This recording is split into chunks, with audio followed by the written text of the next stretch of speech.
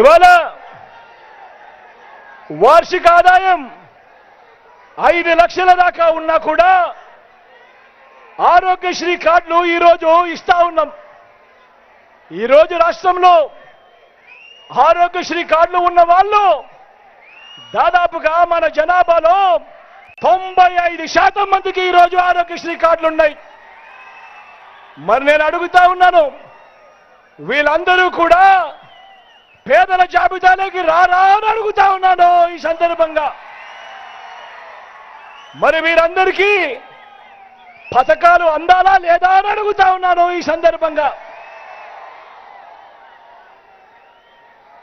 రాష్ట్రంలో పెద్ద చదువులు చదువుతా ఉన్న పిల్లలు, ఇంజనీరింగ్ చదువులు, డిగ్రీ చదువులు, మెడిసిన్ చదువులు, రాష్ట్రంలోని ఇలాంటి పెద్ద పెద్ద చదువులు చదువుతా ఉన్న పిల్లలు ఈరోజు ఈ రాష్ట్రంలో 93% మందికి వారికోస్ వెయిన్స్ వ్యాధికి కేవలం 30 నిమిషాల్లో చికిత్స. కాల్ చేయండి 9989527715. ఈరోజు జగనన్న విద్యా దీవెన, జగనన్న వసతి దీవెన ఈరోజు వాళ్ళందరికీ కూడా అందుతా ఉంది. నేను అడుగుతా ఉన్నా, మరి ఏకంగా 93% మంది పిల్లలకు, పెద్ద చదువులు చదువుతా ఉన్న పిల్లలకు ఈరోజు విద్యా దీవెన, వసతి దీవెన అందుతా ఉంటే మరి వీరందరూ పేదలు కాదా అని అడుగుతా ఉన్నాను మీ అందరి సమక్షంలో. మరి వీరందరికీ పథకాలు అందాలా లేదా అని అడుగుతా ఉన్నాను మీ అందరి సమక్షంలో.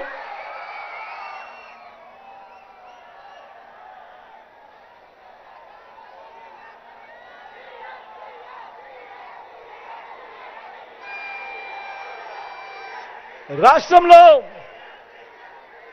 పొదుపు సంఘాల్లో ఉన్న నా అక్క చెల్లెమ్మలు, రాష్ట్రంలో పొదుపు సంఘాల్లో ఉన్న నా అక్క చెల్లెమ్మలు 1,05,00,000 మంది ఈరోజు పొదుపు సంఘాల్లో ఉన్న నా అక్క చెల్లెమ్మలు ఉన్నారు.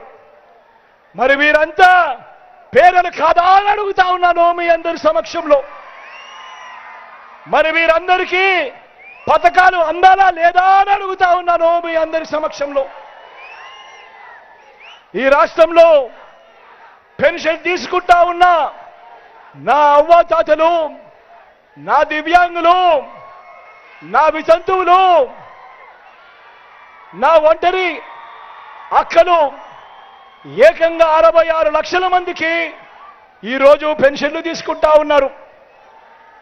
వీరితో పాటు రైతు భరోసా అండతో నిలబడిన నా రైతన్నలు మరో 55 లక్షల మంది దాదాపుగా నా రైతన్నలు ఉన్నారు.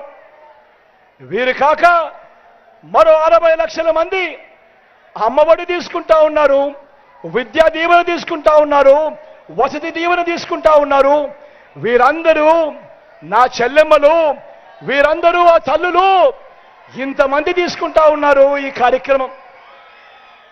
0 వడ్డీ కింద, వైఎస్ఆర్ ఆసరా కింద, చేయూత కింద, కాపు నేస్తం కింద, ఈబీసీ నేస్తం కింద అందుకుంటున్న వారు మరో 1 కోటి మందికి పైగా ఉన్నారు నా అక్క చెల్లెమ్మలు.